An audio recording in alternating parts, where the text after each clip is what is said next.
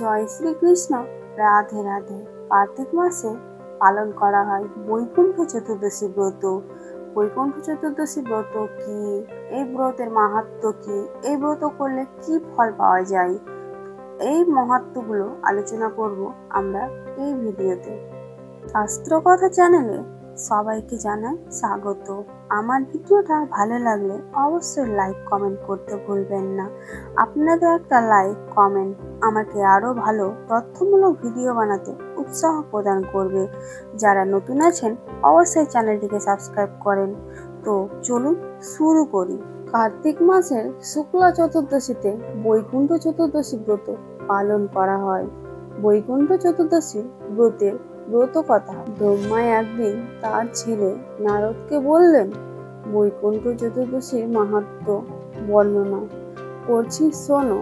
সত্যযুগে কার্তিক মাসের শুক্লা চতুর্দশীতে নারায়ণ বৈকুণ্ঠ থেকে বেরিয়ে কাশীধামে গিয়ে রাতের শেষে চতুর্থ প্রহরে মণিকর্ণিকায় স্নান সেরে 1000 সোনার পদ্ম নিয়ে শিব ও শিবানী পুজো করবার জন্য যান। শিবানীর পুজো সারার পর তিনি শিবের 1000 নামে একটি করে পদ্ম নিয়ে শিবের পুজো আরম্ভ করলেন।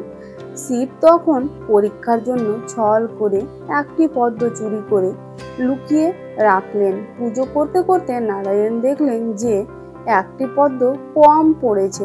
তখন তিনি চারদিকে খুঁজে দেখলেন, কিন্তু পদ্ম দেখতে পেলেন না। শেষে মনে মনে ভাবলেন যে আমি 1000 পদ্ম দিয়ে শিবের পুজো করব বলে ঠিক করেছিলাম, কিন্তু এখন দেখছি একটা পদ্ম কম, তাহলে 1000 পদ্ম দিয়ে কি করে পুজো করব।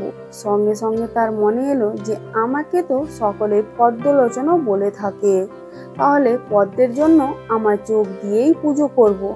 এই কথা মনে হতেই তিনি তার আঙুল দিয়ে নিজের একটা চোখ উপরে নিয়ে সেই চোখ দিয়ে শিবের পুজো করলেন। এইভাবে শিবের পুজো করার জন্য শিব খুব সন্তুষ্ট হয়ে বললেন, হে হরি, তোমার মতো ভক্ত এই ত্রিলোকে আমি দেখিনি, সেই জন্য তোমার নাম দিলাম ত্রৈলোক্য।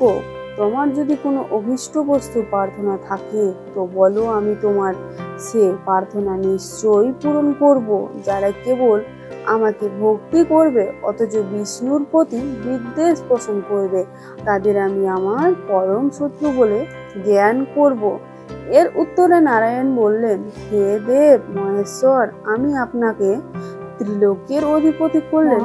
তো বললেন, আমি দৈত্যদের বধ করবো কি করে? আমি এই সুদর্শন চক্র তোমাকে দিচ্ছি নাও। এই চক্রের সাহায্যে তুমি সমস্ত দৈত্য দানবকে পরাভূত করতে পারবে। মহেশ্বর বিষ্ণুকে চক্র দিয়ে আবার বললেন, তুমি বৈকুণ্ঠ থেকে এসে কার্তিক মাসের শিব তিথির শুক্লপক্ষে চতুর্দশীর দিন সূর্যোদয়ের সময় মণিকর্ণিকায় স্নান করে 1000 পদ্ম দিয়ে আমার পুজো করেছ। সে কারণে জগতের লোক এই তিথি আমার বিশেষ মনোনীত বৈকুণ্ঠ চতুর্দশী বলে জানবে, এই ব্রত পালন করবে। সেই সঙ্গে আমি তোমাকে আর একটি বর দিচ্ছি, যাতে সকলে এই পুজো করবে। তার আগে তোমার পুজো করে তারপর আমার পুজো করবে।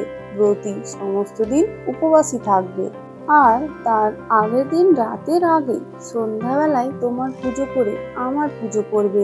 বিষ্ণুকে এই কথাগুলি বলে মহেশ্বর অদৃশ্য হয়ে গেলেন। বৈকুণ্ঠ চতুর্দশী ব্রত পালন করলে কি ফল পাওয়া যায় শুনুন। যে নারী কার্তিক মাসে শুক্লা চতুর্দশীতে এই ব্রত করেন, তিনি সারা জীবন সুখে শান্তিতে সংসার ধর্ম পালন করে সহজে সে বৈকুণ্ঠ ধাম লাভ করতে পারেন। সে সহজে বৈকুণ্ঠ ধামে চলে যায়, আর তাকে মনুষ্য রূপে পৃথিবীতে জন্মগ্রহণ করতে হয় না। সহজে সে বৈকুণ্ঠ ধাম প্রাপ্ত হয়ে যায়। আমার ভিডিওটি ভালো লাগলে অবশ্যই চ্যানেলটিকে সাবস্ক্রাইব করে আমার পাশে থাকবেন, আর একটা কমেন্ট করতে ভুলবেন না। সবাই ভালো থাকবেন, সুস্থ থাকবেন। রাধে রাধে।